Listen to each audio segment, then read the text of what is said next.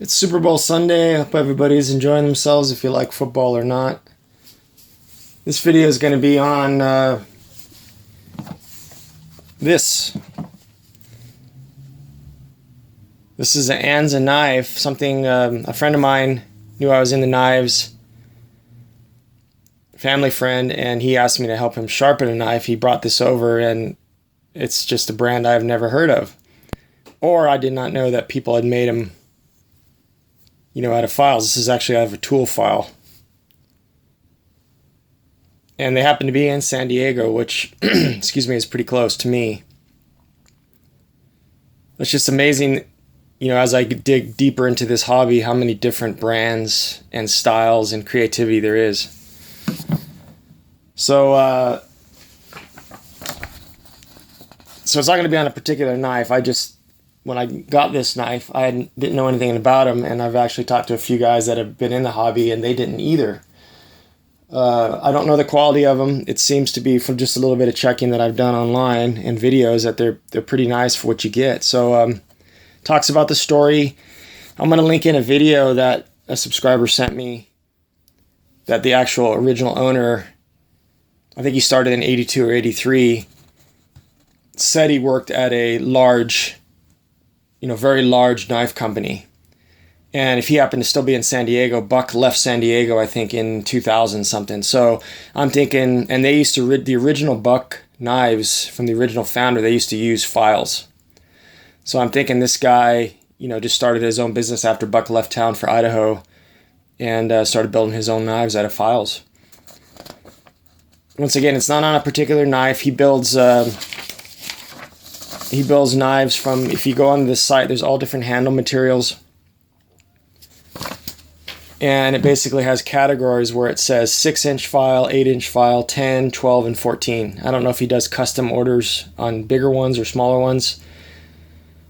But I was amazed when I picked it up and how ergonomic it really was. And it reminded me a lot of the Bradford I'm going to show here and the White River knives. Obviously this isn't reinventing the wheel. This is probably like a, from a Loveless design or whoever was the original designer of the drop point. But it is really comfortable. And looking on the site, the prices are anywhere between $49 up to $200, depending on what size. They seem really like a good value. I don't know how this is going to perform. He talks in the video about it obviously being high carbon steel. I'm assuming it's something like 1095, 1075. I mean, obviously a file is used to cut other steel. So what he does is he tempers them himself. In the video it shows a standard file breaking, and then after he tempers it, it bends. And they all have hollow grounds, and they're supposed to be amazing slicers. He puts really, really, really thin behind the edge on them. My buddy that owns this, he works in a CNC. Oh, you can see right there, Anza USA, it says 10-inch. Maybe this was made out of the 10-inch file. I didn't see that before. He works at runs CNCs at TaylorMade Golf. And he says he's been beaten up on this thing for a long time, and it's just been stellar. Oh, he's very impressed with the edge retention. I don't have any experience with it, but I will be buying some of their knives. I'm hoping to go down and actually see them in person, since they're not that far from me. This one did come with a sheath. Leather sheath, obviously you can see it's well used. And basically what I've been seeing on the internet, on their website, is they all come with different leather sheets for the knives. Another unique thing besides the only hollow grind, and obviously the file, is that there's no Chicago screws or any kind of pins holding these scales on. They're put on, with just glue of some sort. And supposedly what I read, nobody's had any issues with them. So it's a really clean look.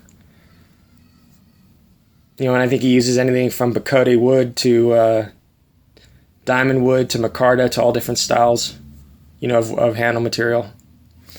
So a little size comparison here. This shows the Bradford Guardian 3. Similar cutting edge there, similar shape. And this one's got the swedge with the false edge. And then, this is compared to a PM2. I have to do a video of this. I just got these scales from Rip's Garage. You know, the micarta scales. Actually were very well made. They fit really nice and I've centered up really good. So I'm going to pump out a video of that. But you can see, you know, similar ergonomics. Actually, this is more comfortable because it's rounded.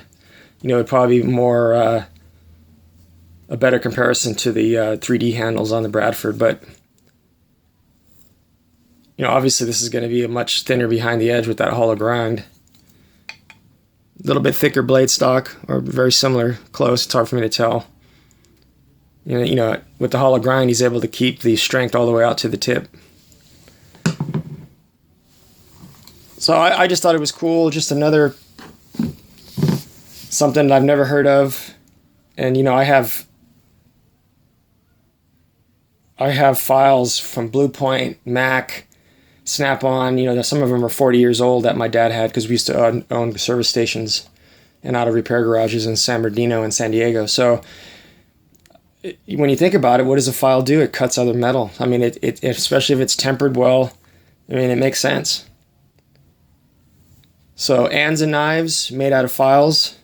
I'll link everything into the description down below. And, you know, if it's something that interests you, give them a try.